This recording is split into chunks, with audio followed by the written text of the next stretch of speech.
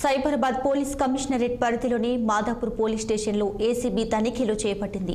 SI Ranjith, writer Vikram 20,000 రూపాయలు లంచం తీసుకుంటుండగా ACB అధికారులకు పట్టుబడ్డారు. ఇద్దరిని అదుపులోకి తీసుకుని ఏసీబీ అధికారులైతే విచారిస్తున్నారు.